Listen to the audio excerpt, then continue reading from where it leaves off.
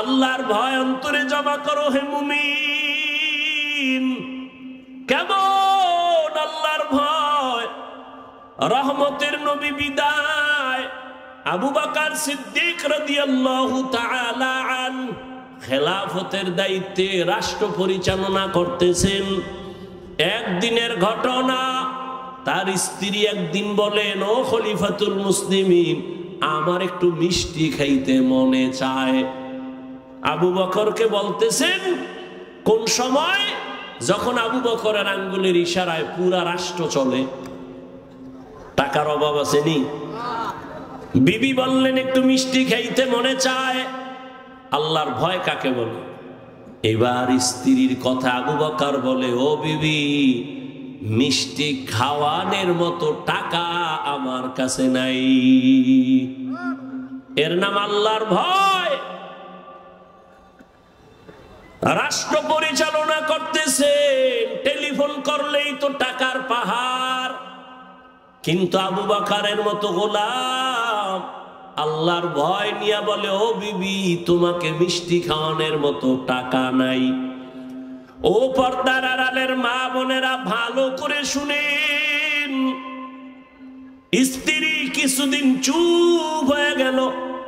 কিছুদিন পরে আলাদা কিছু টাকা দিয়া বলে, ও খলিফাতুল মুসলিমিন, আপনার কাছে টাকা নাই মানলাম, আমি আলাদা কিছু টাকা দিলাম, এই টাকা দিয়া মিষ্টি এনে দেন।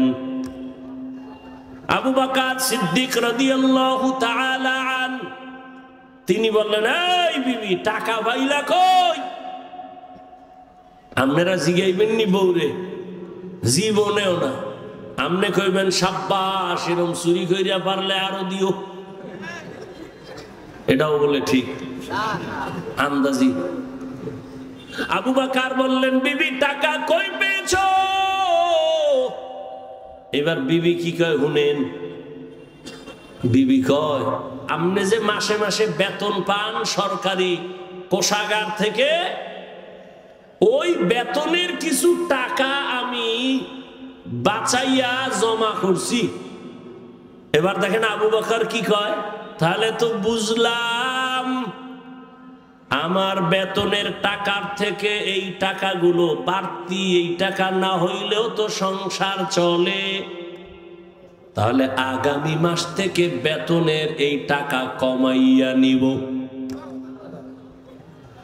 এই টাকা কমায় নিব, আমার বেতনে এত টাকা লাগে না। এর নাম আল্লাহর ভয়। রামগো দেশের আল্লাহর ভয় দেখছেননি? সুইস ব্যাংকে আল্লাহর ভয়, 10 তলা বিল্ডিং, কোটি কোটি কোটি কোটি, কত হাজার কোটি খবর নাই।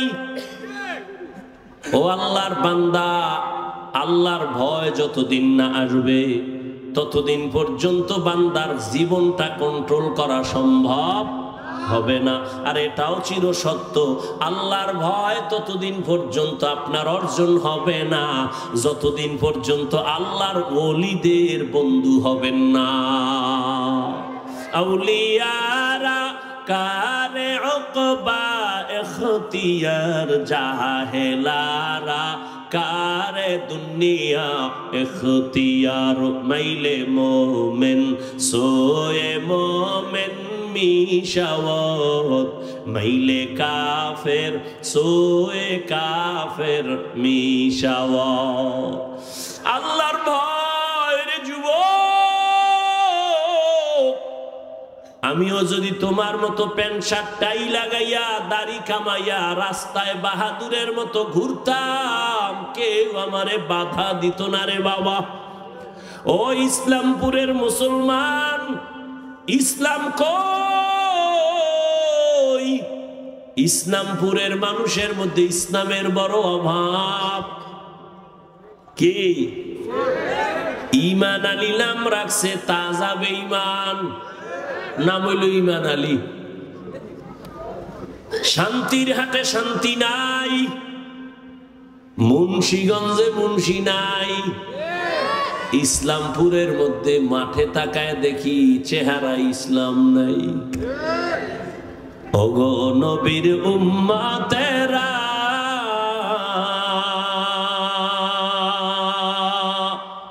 হয়ে আজি দিশাহারা। কোরআন হাদিসের চলো যখন যাহা চায় মনে, নবী বিনে কে তরাবে পুলসিরাত মিজানে, নবী বিনে কে তরাবে পুলসিরাত মিজানে। এরে নবীর উম্মতের দল, ও আমার কলিজার যুবক, কয়দিন আর হায়াত নিয়ে বাঁচবা এমন একটা দিন নাই যুবকের লাশের খবর নাই। ও যুবক বাবা, এতক্ষণ যে আমি চিল্লাইয়া তোমার সামনে কথা বললাম, একবারও বলি নাই আমি 5 কল্লি মাথায় দিয়েছি তুমিও দাও, না হয় জাহান্নামে যাইবা। আমি কওমি মাদ্রাসার সন্তান, তুমি যদি কওমিতে না যাও তোমার কপাল নষ্ট হবে বলি নাই। আমি তাবলীগের সন্তান, আমি পীরের মুরিদ, একবারও বলি নাই তাবলীগ আর পীরের কাছে না গেলে জাহান্নামে যাইবা। আমি তোমাদের কি বুঝাইতে চাই বাবা, আমি কথা বলি না হুজুর হও, পাগড়ি লাগাও, তসবিহ পড়ো না রে বাবা, এত ভয় পেও না। তুমি স্কুলে পড়ো, তুমি কলেজে পড়ো, তুমি চাকরি করো, তুমি ব্যবসা করো, তোমার জায়গায় থাইকা কেমনে তুমি মদিনার পথ ধরবা, জান্নাতের পথ ধরবা, এই কিছু পরামর্শ দেওয়াই হলো আমার কাজ।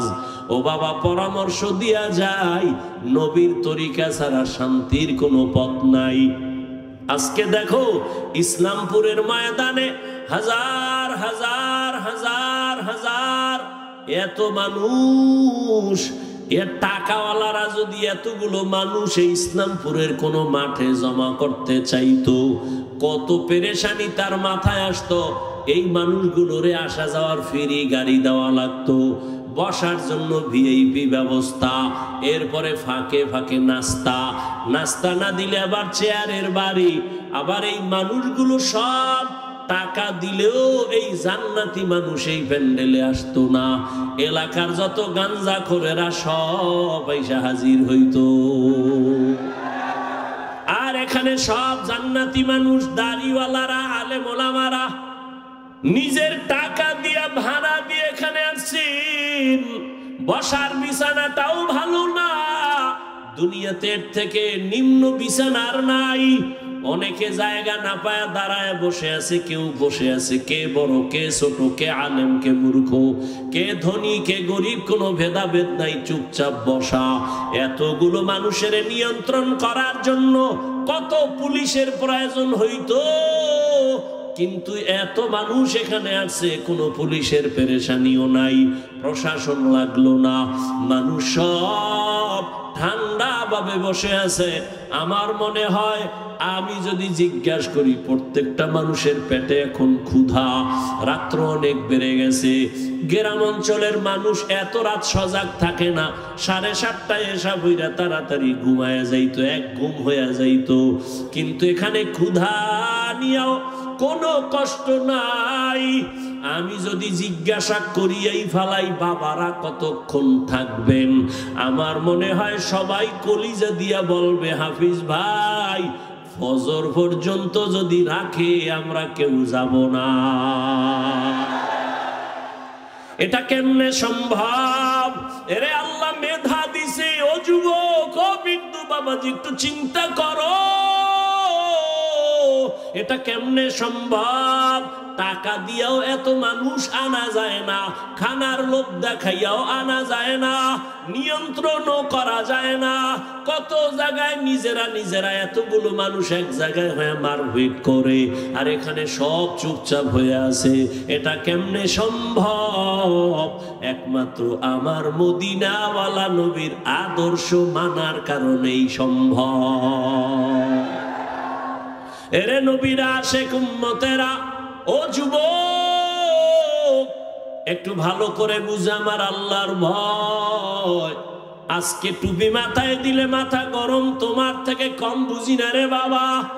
আজকে দাড়ি রাখলে যৌবনের ভাব চলে যায়, তাও বুঝি। লম্বা জামা পরার কারণে শরীর গরম লাগে, কম বুঝি না।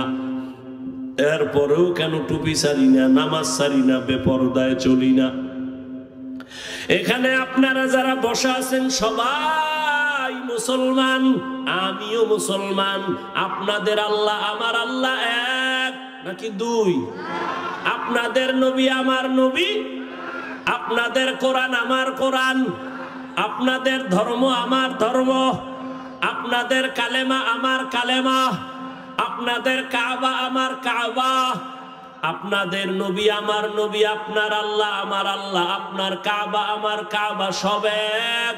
দুনিয়াতে আসছি তাও এক, বিদায় বেলা কাফন হবে তিনটা তাও এক। আমি বক্তার সম্মানে একটা কাফন কেউ বাড়াইয়াও দিবে না।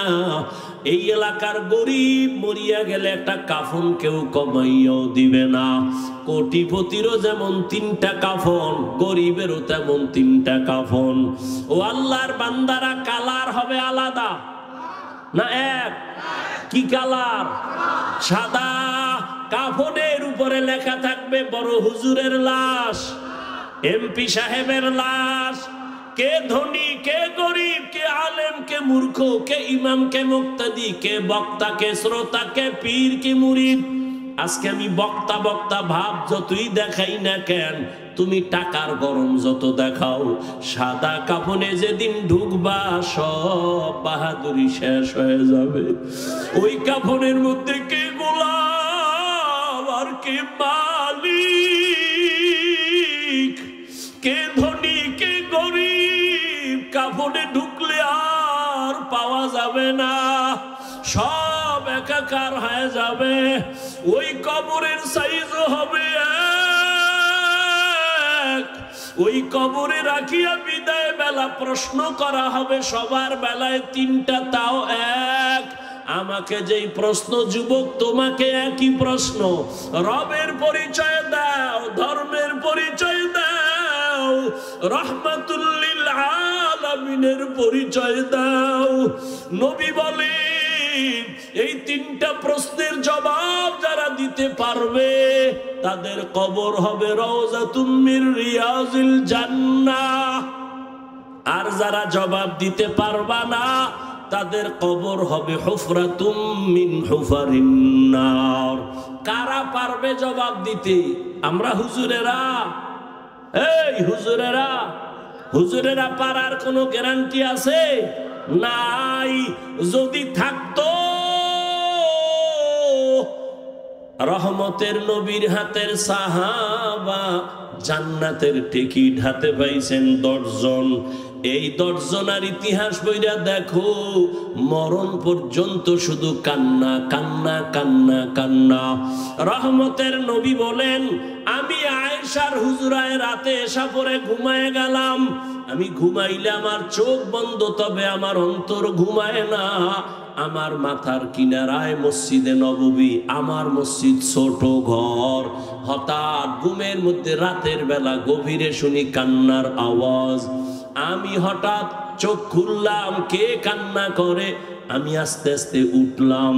ঘুম থেকে উঠা আমি বের হইয়া দেখি নামাজের মধ্যে একজনে দাঁড়ায় দাঁড়ায় কান্না করে।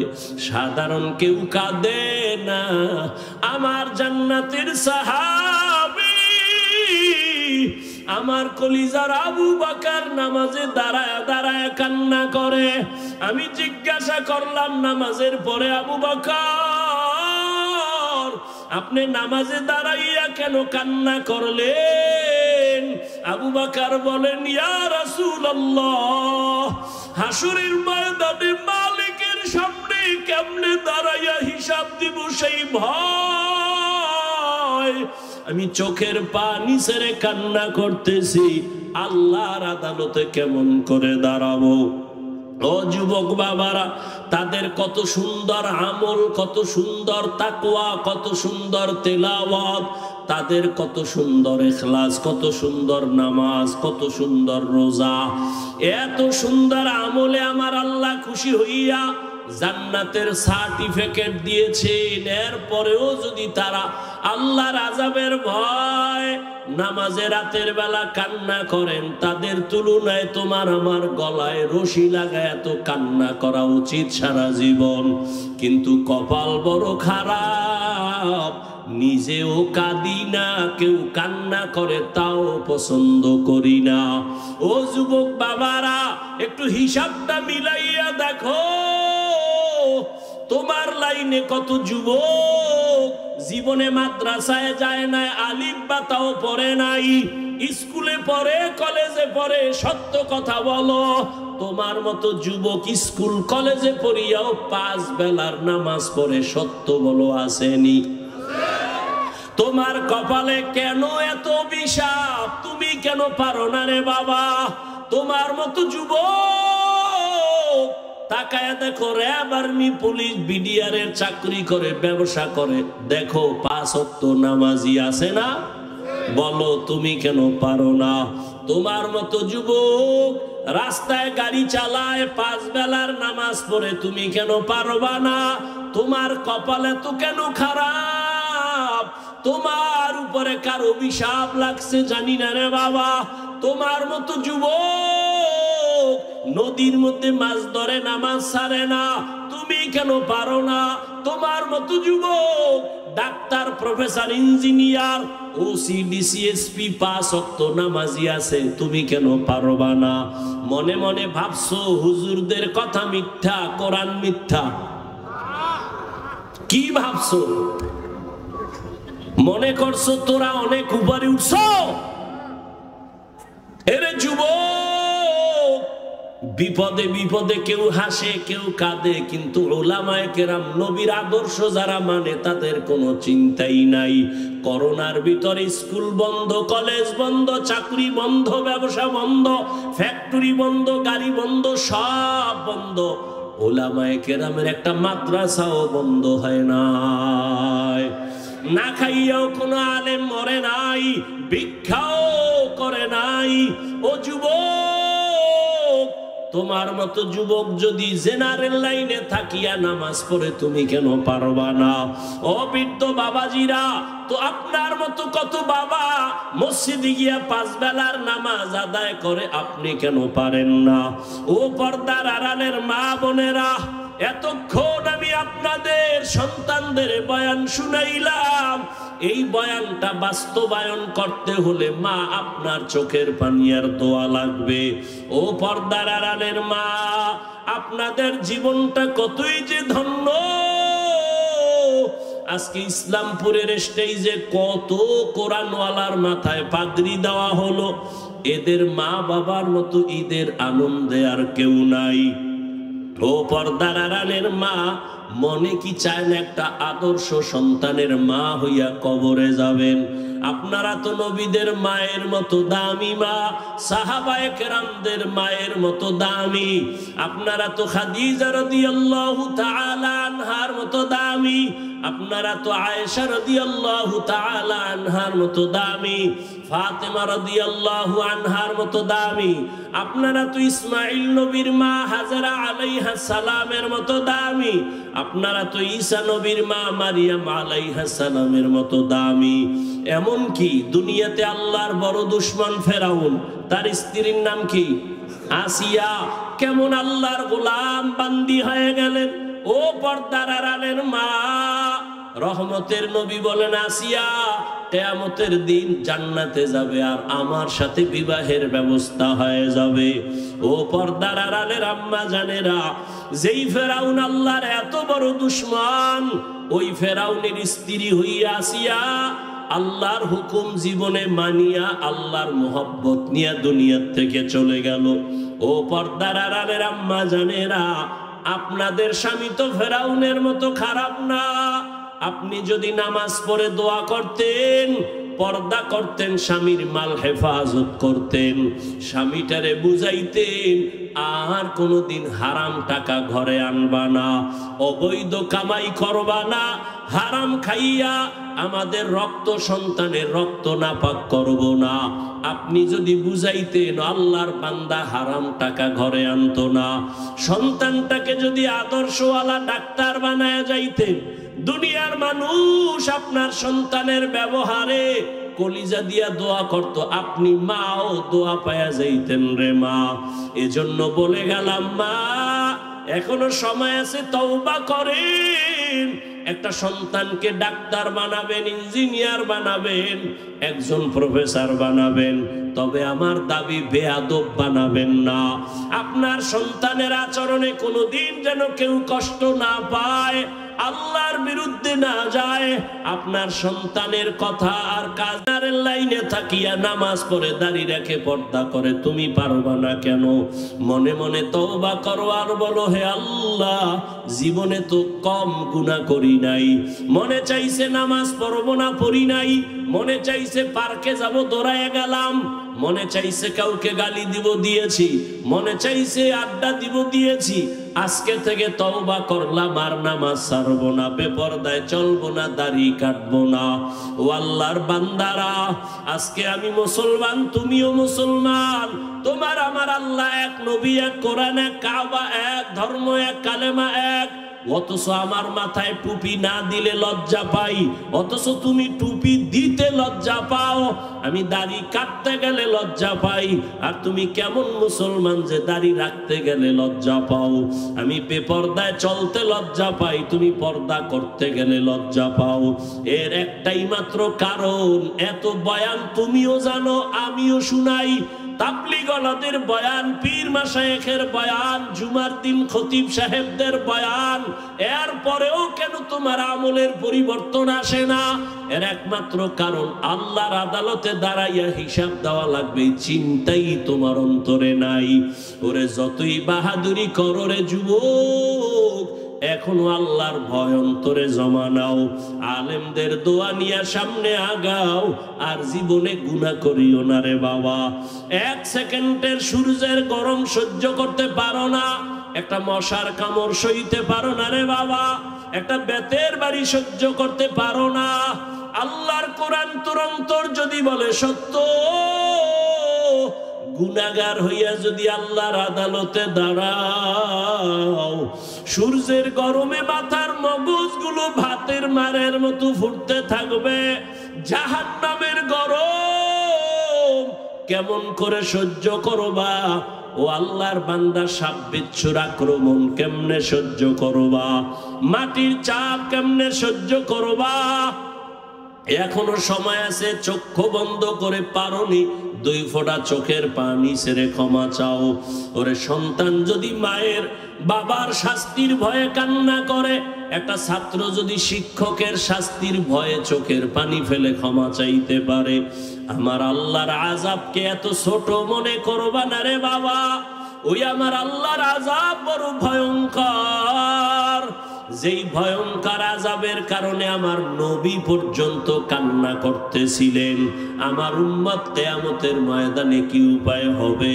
এখনো সময় আছে, তওবা করে নাও।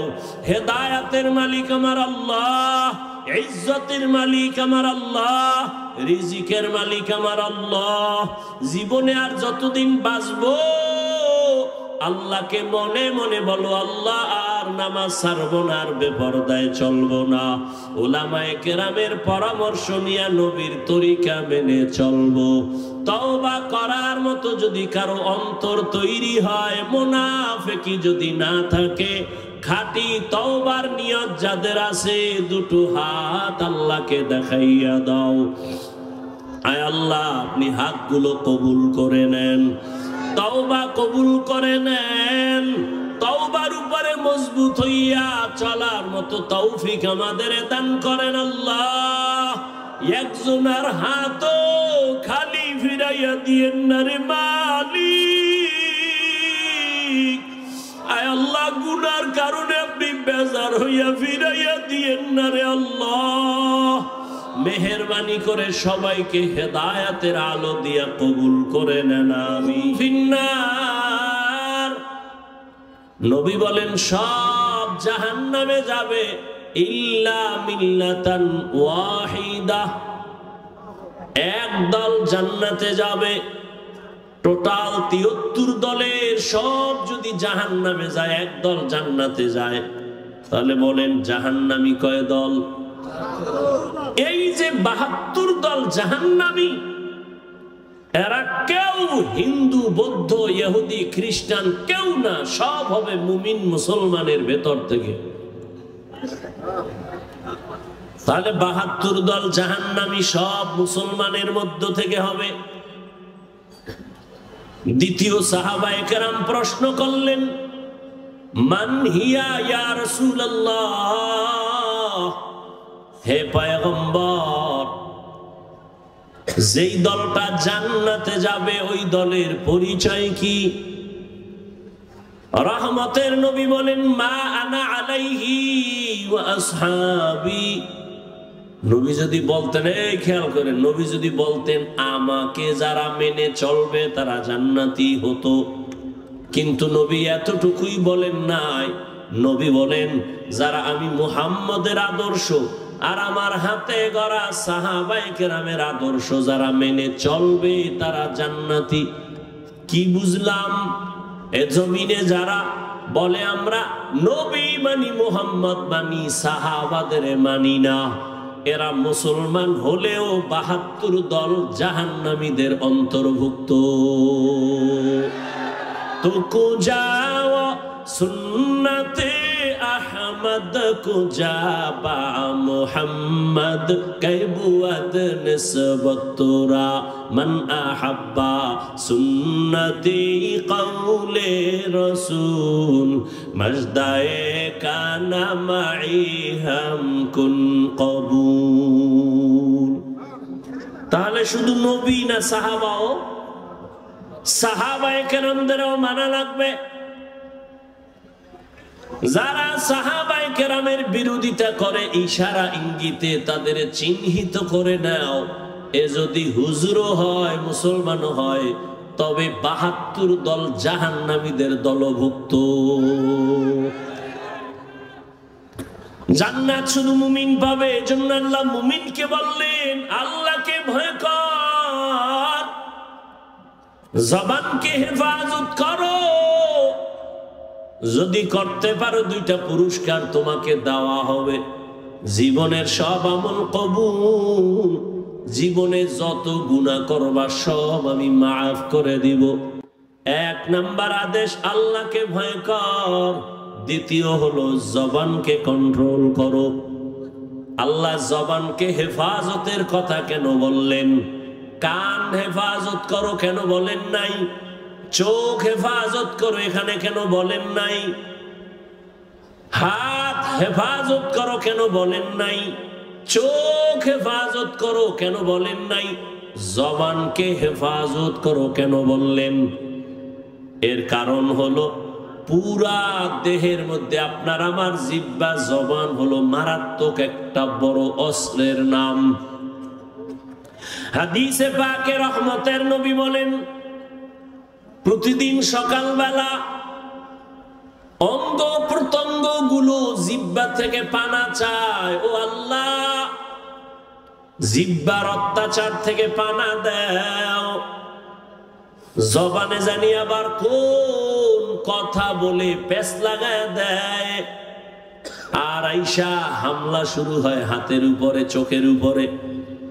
অঙ্গ প্রত্যঙ্গ গুলো আল্লাহর কাছে পানা চায় জবানের খারাপ আচরণ থেকে।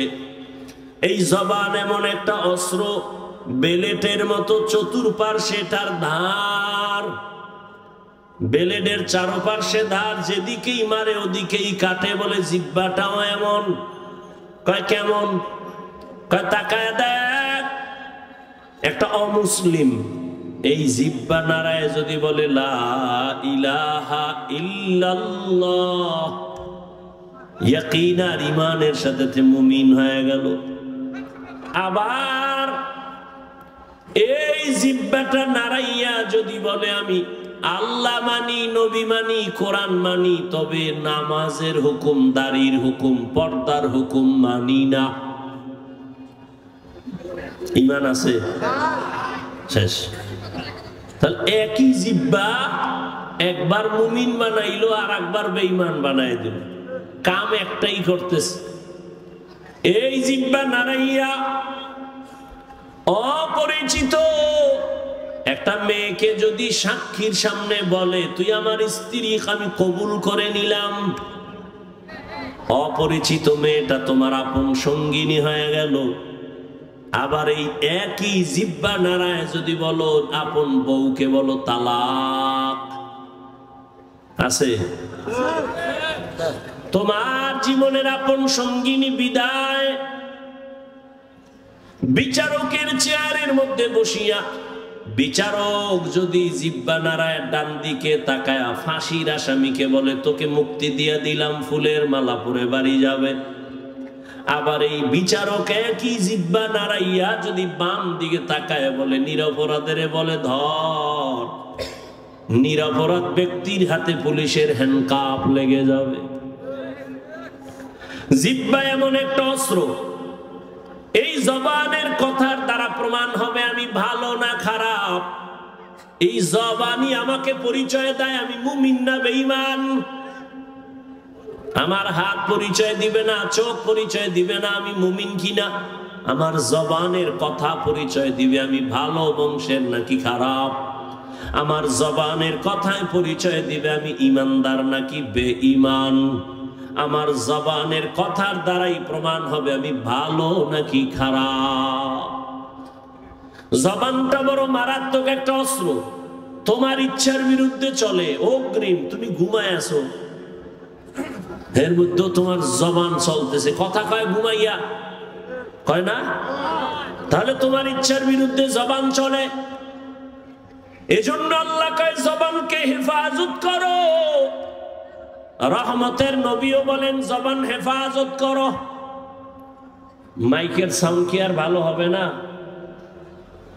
এটা মহা মুসিবত। জামালপুরে এত ভালো ভালো মাইকে অস করে গেলাম জীবনবার, এটা বুঝি না কিছু আমি। আমাদের সারা জিন্দেগির কষ্ট, আমাকে বাতিরও দরকার নাই, প্যান্ডেলেরও দরকার নাই, শুধু মাইক দরকার, আর কিছু লাগে না। এত চিল্লানো যায় নাকি? তো কথা বইলে অনেক জায়গায় কষ্ট কম হয়, এটা তো কষ্ট বেশি হইতেছে। এই মাইক কোন জায়গার এটা? হ্যাঁ, কি ইসলামপুর আনলে টাকা কম লাগবে এই জন্য? এই সাউন্ড ঠিক করো। 13টা মেশিন লয়ে বইসে চালাইতে পারে না।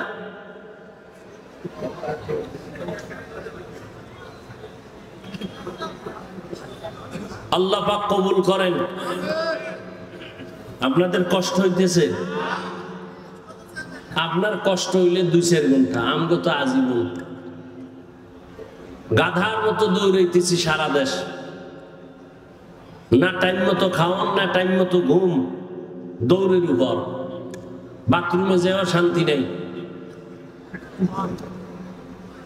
এরপরে আইসা আবার বয়ান। একটা মানুষ ঠিক মতো না ঘুমাইলে তার কথার ব্যালেন্স থাকে না, চলাফেরার ব্যালেন্স থাকে না। এরপরও সেই বয়ান চলতে থাকে যদি আবার আনলিমিটেড। আবার বয়ান যদি 1 লাইনের মানুষ হয় তো 1 লাইনে বয়ান করা যায়, চোখ বন্ধ করে কয়ে টয়ে গেলাম গিয়া। আর বয়ানটা যদি হয় হরেক ধরনের মানুষ এনে বয় এদের সামনে, আবার যদি হয় মুখস্থ, কত পেরেশানি। সবকিছু আমার রবের দয়া, বান্দার হাতে কিছুই। ইয়া ইলাহি তু মেরা মাবুদ হ্যায়, ইয়া ইলাহি তু মেরা মাশুক হ্যায়। জবানের হেফাজত করো হে গোলাম। এতক্ষণ জবানটা কত বড় মারাত্মক এটা বুঝাইলাম, কিন্তু আবার খেয়াল করেন এটা কত বড় আল্লাহর দেওয়া নিয়ামত। খানার প্লেট সামনে নিছেন, খানার মধ্যে কোনো চুল আছে কিনা সব চোখের রাডার দিয়া খুঁজলেন। খুঁজার পরে আপনি নিশ্চিত খানার মধ্যে কোনো ঝামেলা নাই। একটা লোকমা যখন আপনি দিছেন, একটা চিকন চুল খানার লোকমায় চোখের রাডারে ধরা পড়ে নাই, জিহ্বায় ধরা পড়ে গেছে। এরে আল্লাহর বান্দা, এটা কত বড় নিয়ামত। মাইকে কথা বলি, বিদ্যুতের বাতি জ্বলে, চার্জ চলে যায়, ফ্যানের বাতাস দিয়া মেশিন ঠান্ডা করা লাগে, একটানা মেশিন চললে গরম হয় আগুন লাগবে। অথচ আল্লাহর দেওয়া জিহ্বা নামের কত বড় নিয়ামত। দুনিয়াতে আসার থেকে এই জিহ্বা নাড়ায় যে কত হাজার হাজার লাখ কোটি কথা সাপ্লাই দিলাম, কোনদিন এই জিহ্বার কথা বন্ধ হয় না, ব্যথাও করে না। মানুষের কথা বলতে বলতে গাল ব্যথা করে, ঠোঁট ব্যথা করে, কপাল ব্যথা করে, মাথা ব্যথা করে। আজও পর্যন্ত 50, 60, 70 বছরের বান্দার জিহ্বা ব্যথা করে না। এই কথাগুলো কোন মেশিনে সাপ্লাই হয়? এই মেশিনটারে ঠান্ডা কে বানায়? ওই মেশিনের মধ্যে তেল কে দেয়, পেট্রোল কে দেয়? ও আল্লাহর বান্দা, তুমি মোবাইল চালাও, মোবাইলে কথা চলতেছে, হঠাৎ মোবাইল বন্ধ হয়ে গেছে, কি ব্যাপার? কয় চার্জ নাই, মোবাইল আর কথা শোনা যায় না। তুমি জিহ্বা নাড়াইয়া নাড়াইয়া কত বছর জিহ্বা নাড়ায় কত কথা বললা, কয়দিন তুমি জিহ্বার হক আদায় করছো, চার্জ দিয়েছো? এরে নবীর উম্মতের দল, এত সুন্দর কথা, কথা তো আবার সবাই বলে, তবে সবার কথায় মজা লাগে না। লাগে? কেউ কথা বললে মনে কয় বন্ধ কর, বহুত হইছে বন্ধ কর। আবার কেউ কথা বলার পরে কয় এই উঠলো আর সাইরে দিল, আর একটু কও। এই মজা কে লাগাই দিছে? কাদের কুদরত দারি বর কামাল, আনতা রব্বি আনতা হাসবি জুল জালাল, তুহি কাদের জলিলুল্লাহ জাহাদার, বহর হালে তুহি মেরা নেগাহদার। আল্লাহর নেয়ামতের শুকর আদায় করো হে মুমিন। জিহ্বা নামের নেয়ামতটা কত বড় নেয়ামত। মানুষ বলে মুখের কথাই জয়, মুখের কথায় আবার ক্ষয়। এরে আল্লাহর গোলাম, রহমতের নবী, যার কোনো তুলনা আছে? এমন একটা জমিনে আল্লাহ পাঠাইছেন, যেই জমিনের মানুষ ছিল বড় খারাপ। মক্কার মানুষের মতো খারাপ চরিত্রের মানুষ ওই সময় দুনিয়াতে আর কোথাও ছিল না। ওই মানুষের মাঝে আমার নবী আছেন। মাত্র 13 বছরের ব্যবধানে ওই খারাপ মানুষগুলো জান্নাতি মানুষ হয়ে গেল।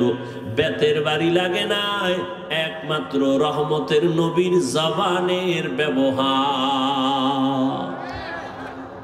নবীজির জবানের ব্যবহারে দুশমন পর্যন্ত বন্ধু হয়ে যাইত। ইহুদি নবীর সামনে তরবারি নিয়ে দাঁড়ানো আর কেউ নাই, ডাক দিয়া কয় এই আব্দুল্লাহর ছেলে, এখন তোমার পাশে কেউ নাই? বলে তাই? আমি এখন একা, তরবারি আমার হাতে, তোমার কল্লার উপরে যদি মারি কে ভিড়াবে? নবী বলেন আমার আল্লাহ। রহমতের নবী কথা বলা মাত্র ইহুদির তরবারিটা মাটির মধ্যে পড়ে গেছে। তরবারিটা নবী হাত দিয়ে উঠাইছেন। উঠায় খায় ইহুদি, তরবারি কই? খায় মুহাম্মদের হাতে। কয় এখন যদি তোর কল্লার উপরে মারি কে ফিরাবে? কয় কেউ না। কয় ক আল্লাহ ফিরাবে। কয়টা যদি কই তাহলে আর কালেমার বাকি কি? যদি কই আল্লাহ ফিরাবে তো কালেমার বাকি কি? মুহাম্মদ মাফ করে দাও, আর কালেমা পড়ায় মুসলমান বানায় দাও। ইমামুল আউয়ালিন আল আখিরিন, বহরে সাদকা রাহমাতাল লিল আলামিন, সাইয়্যিদুল কাউনাইন খাতমুল মুরসালিন, আখির আমদ বুদে ফখরুল আউয়ালিন। আপনারা কিছুক্ষণ বসবেন নি না? ব্যারাম কিছুক্ষণ পরে আবার বিড়ি টানার নেশা। হ্যাঁ, আসলে বিষয় কি জানেন? এখানে আসতেও কপাল লাগে, এখানে বসতেও কপাল লাগে, মোনাজাত দিয়া মা বাবার জন্য দোয়া কইরা যাইতেও কপাল লাগে। সবার কপাল তো আর ভালো না। অনেকে আসছে ইসলামপুরে যায়, কিন্তু এই ইসলামের মধ্যে ঢুকে নাই। কই? মহিলা প্যান্ডেল তাওয়াফ করে, আর দোকানে বয়ে বয়ে আড্ডা দেয়, আর তাজা তাজা কবিরা গুনাহ করে। কপাল খারাপ। আর কপাল যদি খারাপ হয়, আমি হাফিজুর রহমান কেন আর মক্কা মদিনার ইমাম কেন, রহমতের নবীর বয়ানও কালেমা জুড়ে না। যেই নবীর চেহারা এক নজর দেখলে ঈমানের সাথে জান্নাত ওয়াজিব, যেই নবীর চেহারা মুবারক এক নজর দেখলে পেটের ক্ষুধা নিবারণ হয়, ওই নবীকে 13 বছর দেখলো, বয়ান শুনলো, কালেমা কপালে আসলো না। কে? আবু জাহাল, এর নাম কফা। আর অন্যদিকে 27 বছরের যুবক তরবারি নিয়ে যায়, নবীকে জবাই করবে। রহমতের নবীর সামনে যাইয়া তরবারি ফালায় বলে, ও রহমতের নবী, তরবারি দিয়া আমার কল্লা কেটে দেন, তবে আগে কালেমা রশি গলায় লাগায় দেন। এর নাম কফাল। এর নাম কি? এই জাগো, দীর্ঘ টাইম বসার অভ্যাস নাই, এরা ভিতরে ঢুকছেন কেন? কত আলেম ওলামা মাঠে বসা, সাদা দাড়ি, এদের ধাক্কাইয়া জুতা হাতে লইয়া গায়ে লাগাইয়া এরপরে বাইর হইতেছেন, ভয় লাগে না? আপনার ব্যারাম থাকলে ঢুকছেন কেন? ওই কত আল্লাহর বান্দারা বাইরে দাঁড়ানো আছে না, এরা মন চাইলে আবার দূরে গিয়া বিড়ি টাইনে আবার আসবে, কোনো ঝামেলা নাই। ভিতরে বৈশা উঠা বসা করা এটা তো ভালো না। এতগুলো মানুষ, আলেম ওলামা, মুরব্বীরা, এদের ডেঙ্গিয়ে বের হন, এটা তো আদব নয়। এই ব্যারাম কেন? কপাল খারাপ হয়ে গেছে। আল্লাহ সবাইকে হেদায়েত দান করেন। আপনারা বেশি কষ্ট মনে করলে আমি ছেড়ে দেই। আল্লাহ সবাইকে কবুল করেন। তাহলে কেউ উঠবেন না তো? ইনশাআল্লাহ উঠবেন না তো? উঠবেন না, কেউ উঠতে চাইলে উঠতে দিবেন না। 2-3 জনে আসতে তারে শোয়ায় ফেলাইবেন জায়গা, যে তুই মোটামুটি ঘন্টা তুই ঘুমা, ওরে আর মাথা উঠে দেবেন না। যাও, আন্দোলন হয়েছে 5 তারিখ, আর একটা আজকে হয়ে যাও। কি স্বাধীনতা তো এখনো শেষ হয় নাই। কি জামালপুর ইসলামপুরের মানুষ কি দেশ স্বাধীন না? দেশ স্বাধীন। দেশ স্বাধীন হলে চট্টগ্রামে আইনজীবীর গলায় ছুরি চালায় কে? মুসলমান তো স্বাধীন বলে চিৎকার দিবে স্বাধীন। এই জমিনের মধ্যে উলামায়ে কেরাম সিনা টান করে কথা বলবে, কোন সুদখোর বেনামাজির অনুমতি লাগবে না যেদিন। থামো, আবার যখন লাগবে রেডি থাও, ওই মাঠে নামা লাগবো। কারণ আন্দোলন মুসলমান একবার করে না, বারবার। জালেমের বিরুদ্ধে আন্দোলন চলবেই। জীবন একবার দেয় না মুসলমান, বারবার। জালেমের বিরুদ্ধে, ইসলামের পক্ষে। কথা ঠিক না? আল্লাহ সবাইকে কবুল করেন। কোন চান্দুকে আর জুলুম করার সুযোগ দেওয়া যাবে? কাফনের কাফন কিনে রেডি রাখো। ডাক আসলে ময়দানে অবতীর্ণ হতে হবে। তুমি যতই বন্ধু বান্ধব তালাশ করো, বলছি না সব ধান্দাবাজ আর চান্দাবাজ, একমাত্র তোমার কলিজার আপন বন্ধু নিঃস্বার্থ উলামায়ে কেরাম। অতএব উলামায়ে কেরাম ডাক দিলে আবার ময়দানে আসতে হবে। কোন ব্যক্তির জন্য না, আল্লাহর দ্বীনের জন্য। আল্লাহ সবাইকে কবুল করেন। কোন আলেমের সাথে কোনো বেয়াদবি চলবে? আমি একটু আগে এক জায়গায় বয়ান করেছি, সেদিন ঢাকায় বলছি, যারা আলেমদের সাথে বেয়াদবি করবে তাদের লিস্টি দাও। ইমামের সাথে, মাদ্রাসার কোন শিক্ষকের সাথে, কোন বক্তার সাথে উল্টা পাল্টা করলেই তাদের লিস্টি আমাদেরকে দাও। ঢাকার থেকে আবার আলেমদেরকে নিয়ে বসে আবার আন্দোলনে, জালেমের বিরুদ্ধে ময়দানে আবার নামতে হবে। কোন মাস্তানি চলবে? এদেশে আলেম ওলামা কম, মাদ্রাসা কম, কেউরে দরকার নাই। আমরা শুধু আলিয়াও লাগবে না, আমরা কওমি মাদ্রাসার হুজুর আর ছাত্র যদি রাস্তায় নামি পলানেরও জায়গা পাইতো না। প্রত্যেকটা নাস্তিক আর বেয়াদব ওলামায়ে কেরামের অনুমতি ছাড়া কথা বলার সাহস পাবে না। আল্লাহ সবাইকে হেদায়েতের দৌলত দান করেন। শিয়ালের রাতে মুরগি দিয়ে কয় 3 দিন আমানত, শিয়াল পণ্ডিত কয় দোয়াও চাই মাফ চাই, জিন দেখানো মরাও হইতে না। শিয়ালের হাতে মুরগি দিলে যা হবে, ধর্মের চাবি সুদখোর আর বেনামাজির হাতে দিলে তাই হবে। আল্লাহ হেদায়েত দান করুন।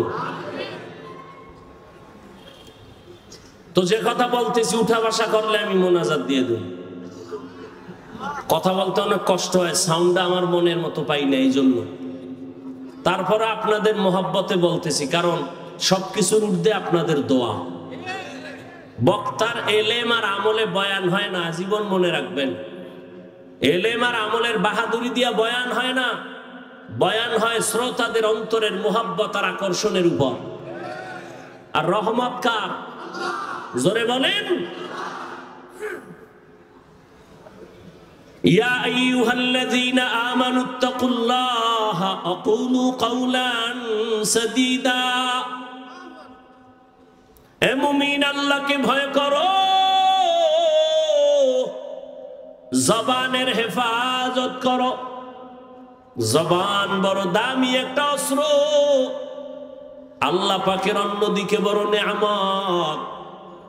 এই জবান হেফাজত কেমনে করবা? তোমার ইচ্ছার বিরুদ্ধে জবান দৌড়ায়। হাত যদি অন্যায় করে রশি দিয়া পেঁচাও, বেঁধে রাখো, আর অন্যায় করতে পারবে না। পা যদি অন্যায় ভাবে হাঁটে, পাও 2টা বেঁধে দেওয়ার হাঁটতে পারবে না। কান যদি অন্যায় আওয়াজ কানে নেয়, পট্টি লাগায় দাও, কান হেফাজত হয়ে যাবে। ভালো করে বুঝো, চোখ যদি অন্যায় কিছু দেখে, চোখের সামনে কালো আয়না লাগায় দাও, দেখবে না। বুঝেন, ভালো করে বুঝেন। হাত অন্যায় করলে বাধা যাবে, হেফাজত করা যায়, কন্ট্রোল করা যায়। কান অন্যায় করলে কন্ট্রোল করা যায়। চোখ অন্যায় করলে পট্টি লাগাও, আয়না লাগাও।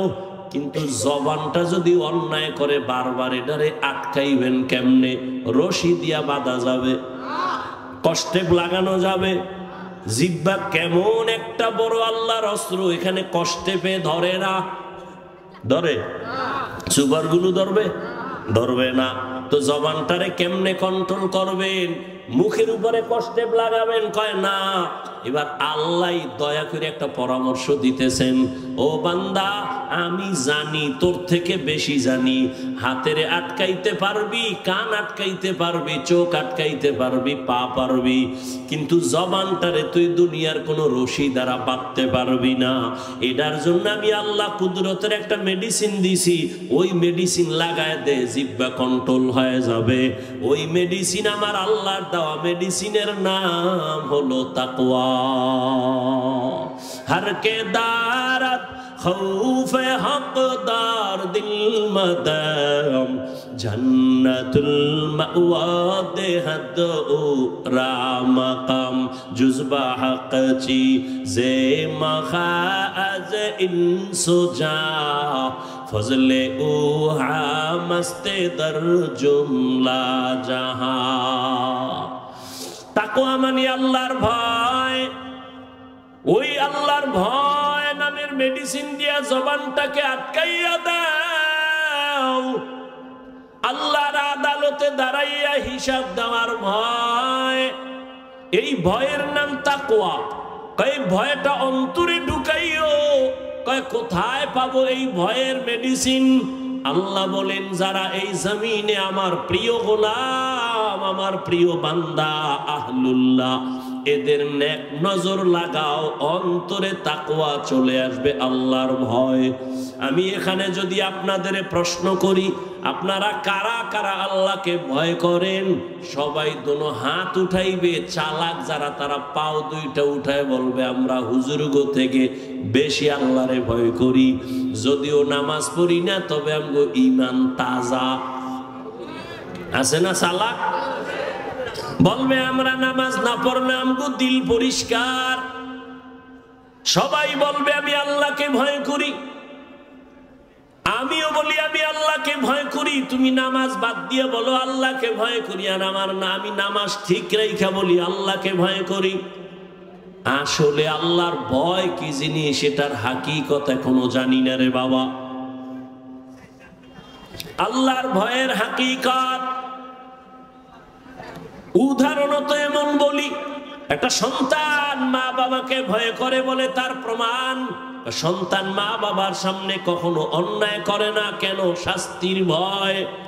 ঠিক একটা শিক্ষকের ছাত্র ভয় করে, তার প্রমাণ ছাত্র শিক্ষকের সামনে অন্যায় করে না, শাস্তির ভয়। ঠিক এই জমিনে যেই বান্দা যে বান্দি আল্লাহকে ভয় করবে, ওই বান্দা গলায় ছুরি লাগাবে, দাড়ির মধ্যে ছুরি লাগাবে না। हर के दारत खौफे हक़दार दिल मदहम जन्नतुल मअवा देहत उरा मका।